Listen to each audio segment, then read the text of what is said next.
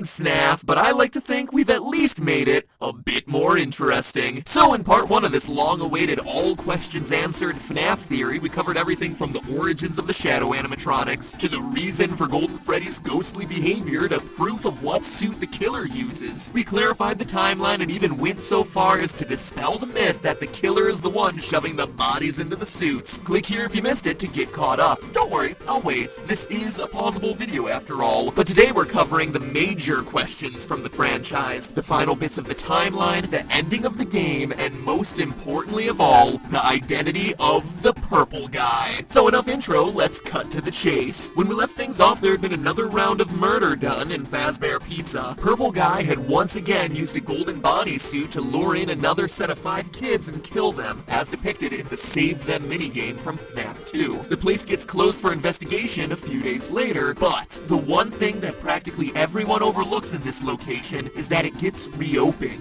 In FNAF 2, the Night 1 phone call welcomes you to your new summer job at Freddy Fazbear's Pizza. Hello and welcome to your new summer job at the new and improved Freddy Fazbear's Pizza. Summer job. And yet, the paycheck at the end of the week reads November. There is not a single place in the world where November is a summer month. Not one. Meaning that these tapes, all these tapes, are pre-recorded. And honestly, that shouldn't be a surprise. Phone Guy's calls are recordings in every game. In FNAF 1, before Phone Guy dies, he says he's glad he recorded these messages when he did. I'm glad that I recorded my messages for you.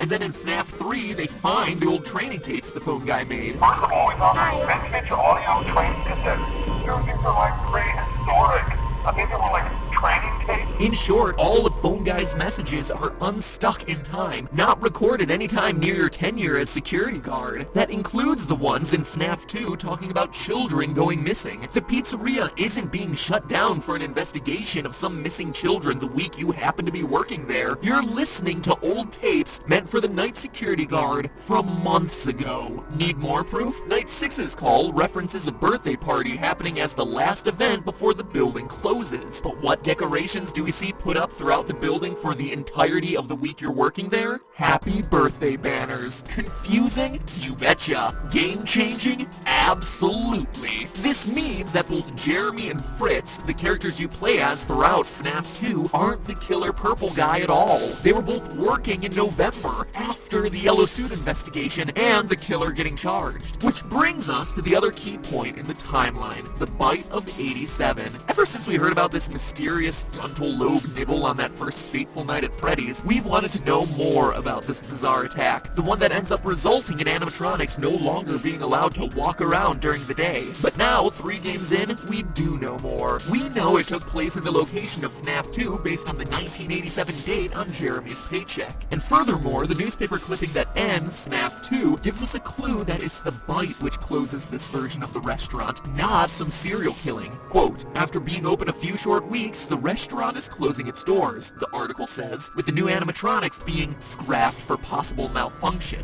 That's game designer Scott Cawthon telling us that one of the new toy animatronics bit someone during the day. Why else would the new robots be scrapped while the old ones get kept for possible reorganization? Well, outside of an obvious need to retcon why these new robots didn't appear in Five Nights 1, it's because the company considered them safer, relatively speaking. So, then who's the biter? Well, it's none other than the pile of scraps and parts, Mangle. The most obvious clue is the animatronic's unhinged jaw. The frontal lobe is the biggest part of the human brain, and the size and shape of the other toy robots' mouths just wouldn't be able to handle the size of the human head, especially when you compare it to the Mangle's narrow snout and wide open mouth. There's also Mangle's sharper teeth and potential angle of attack. As shown by its jump scare, Mangle goes for the top of the head. And who got bit? Well, there isn't enough evidence to say definitively, but your most likely candidate would be fan favorite Jeremy Fitzgerald. Jeremy passes the test, and on his paycheck at the end of the week, he's he's welcomed into the family, presumably getting moved to day shift. Fritz gets hired to replace him on day 7, but then promptly gets fired for tampering with the animatronics. That means he's not likely the one to get bit, and instead the person who follows him on day shift is, leaving Jeremy as the most likely frontal lobeless candidate. But regardless of whether it's Jeremy or some other customer we've never met, someone gets bit, the restaurant closes for good, and, as the newspaper clippings show, the old animatronics go into storage awaiting a smaller location with a lower budget. Fast forward to the 90s and FNAF 1. We know it's the 90s based on the hourly rate of the paycheck received by Mike Schmidt, security guard extraordinaire from the first game, something we proved in our first Five Nights video. And now we can breathe a sigh of relief, because this was the beautiful time long ago,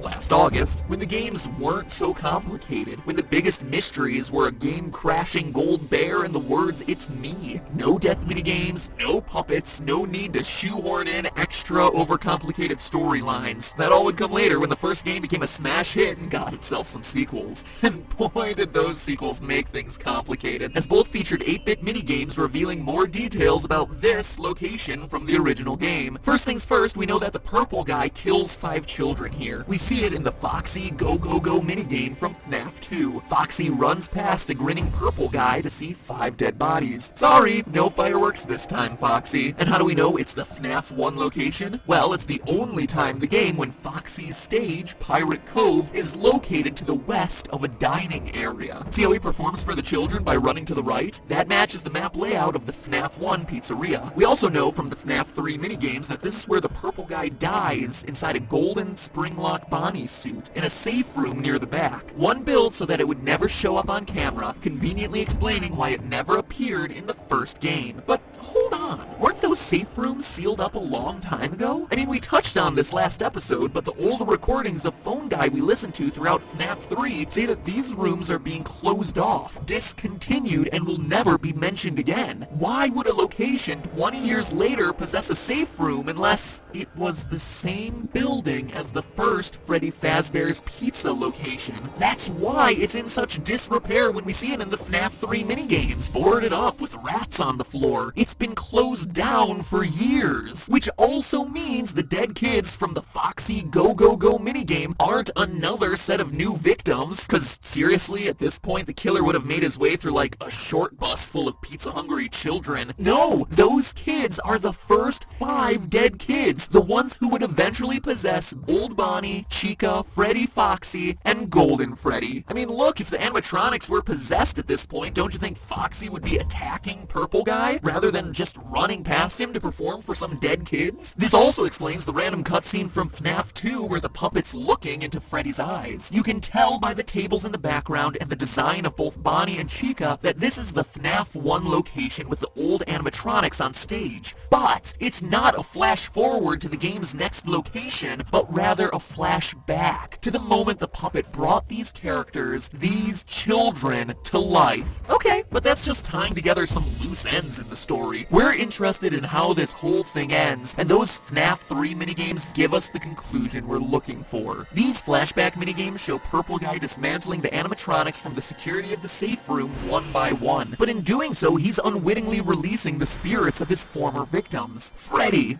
Bonnie, Chica, Foxy, Golden Freddy. When their powers combine, they are able to scare Purple Guy into the Golden Bonnie spring-lock suit, which fails, crushes him pretty much to the point of death, though notice we never actually see him die, and the spirits fade away. Golden Bonnie, with Purple Guy inside, now known as Springtrap, rots away in the safe room for years until he's finally uncovered by the founders of Fazbear's Fright from the third game. With the discovery of Springtrap, this haunted house attraction, inspired by the years of mystery and murder of the pizzeria chain, finally has their first real animatronic, who then haunts the player for 5 nights and a nightmare night until the place burns down due to faulty wiring.